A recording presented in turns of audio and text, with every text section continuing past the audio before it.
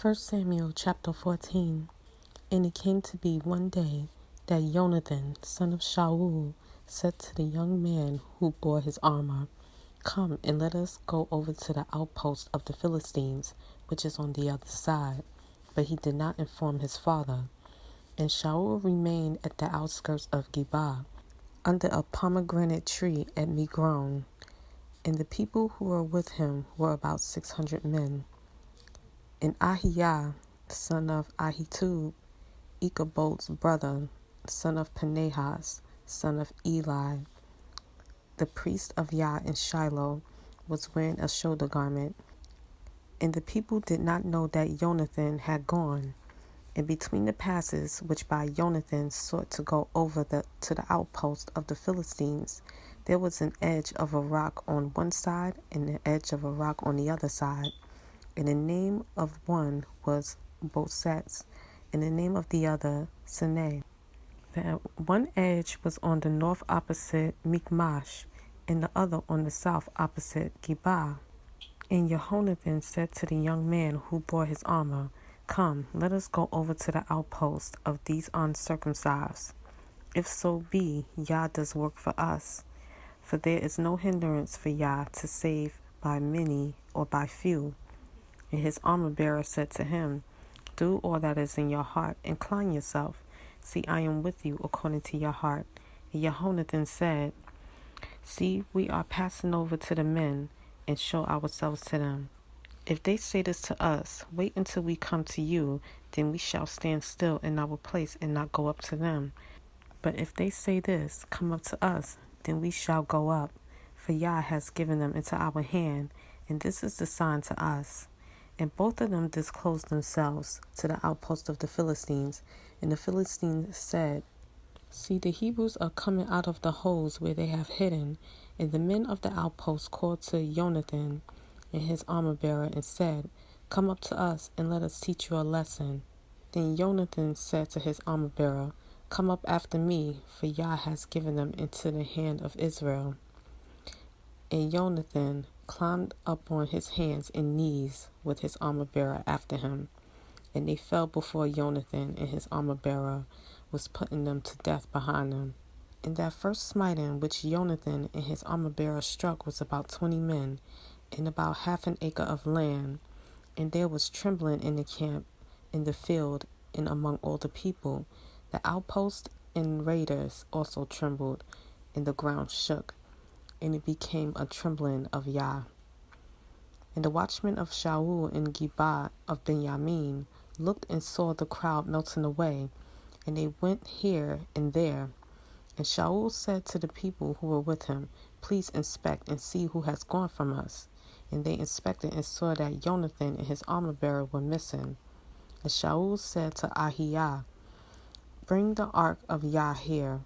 For the ark of Yah was with the children of Israel on that day.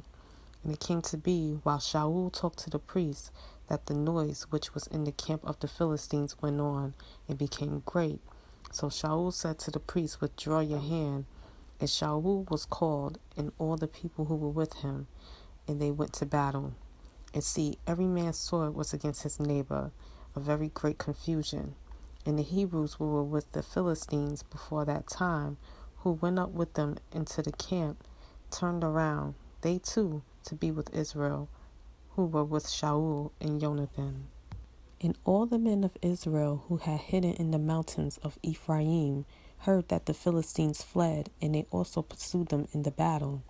Thus Yah saved Israel that day, and the battle passed over to Beth Awen. And the men of Israel were distressed that day, for Shaul had placed the people under oath, saying, "Cursed be the man who eats food until evening, and I have taken revenge on my enemies." Therefore none of the people tasted food. And all they of the land came into the woods, and there was honey on the ground.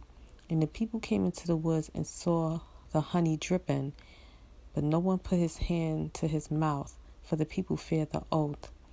But Jonathan had not heard that his father had taken the oath of the people, and he stretched out the end of the rod that was in his hand, and dipped it in a honeycomb, and put it to his mouth, and his eyes lit up. Then one of the people said, Your father strictly took an oath of the people, saying, Cursed be the man who eats food today. And the people were weary. And Jonathan said, My father has troubled the land. Now see how my eyes lit up when I tasted a little bit of this honey. How much better if the people had well eaten today of the spoil of their enemies which they found. For then would not the slaughter among the Philistines have been greater? And they struck the Philistines that day from Michmash to Ayalon. So the people were very weary. And the people pounced on the spoil and took sheep and cattle and calves, and they slew them on the ground, and the people ate with the blood.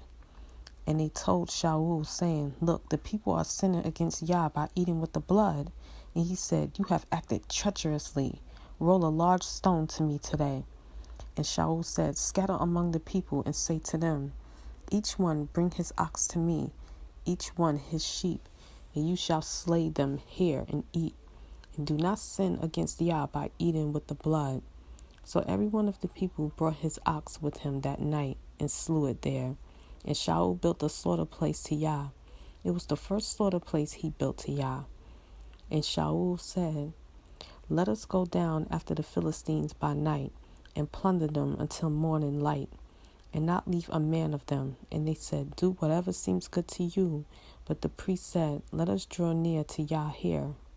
And Shaul asked of Yah, Should I go down after the Philistines? Do you give them into the hand of Israel? But he did not answer him that day. And Shaul said, Come over here, all you chiefs of the people, and know and see what this sin was today. For as Yah lives, who saves Israel, though it be in Jonathan my son, he shall certainly die. But not one among all the people answered him. And he said to all Israel, You be on one side, and my son Jonathan and I be on the other side. And the people said to Shaul, Do what seems good to you. Then Shaul said to Yah, power of Israel, Give a perfect lot. And Shaul and Jonathan were taken, but the people escaped. And Shaul said, Cast lots between my son Jonathan and me. And Jonathan was taken. Shaul then said to Jonathan, Explain to me what you have done. And Jonathan explained to him and said, I only tasted a little honey with the end of the rod that was in my hand. See, let me die. And Shaul answered, Yah, do so, and more also, for you shall certainly die, Jonathan. But the people said to Shaul, Should Jonathan die, who has wrought this great salvation in Israel? Far be it. As Yah lives, let not one hair of his head fall to the ground, for he was wrought with Yah this day. Thus the people ransomed Jonathan, and he did not die. And Shaul returned from pursuing the Philistines, and the Philistines went to their own place. And Shaul took the reign over Israel, and fought against all his enemies round about, against Moab, and against the children of Ammon, and against Edom, and against the sovereigns of Sobah, and against the Philistines. And wherever he turned, he inflicted punishment. And he gathered an army and struck the Amalekites, and delivered Israel from the hands of those who plundered them. And the sons of Shaul were Jonathan, and Yishwi, and Malchishua. And the names of his two daughters were these: the name of the firstborn, Merab, and the name of the younger, Michal. And the name of Shaul's wife was Ahinoam, the daughter of Ahimaaz. And the name of the commander of his army was Abner, son of Ner, uncle of Shaul. And Kish was the father of Shaul, and Ner, the father of Abner, was the son of Abiel. And there was tough fighting against the Philistines all the days of Shaul. And when Shaul saw any mighty man or any brave man, he took him for himself.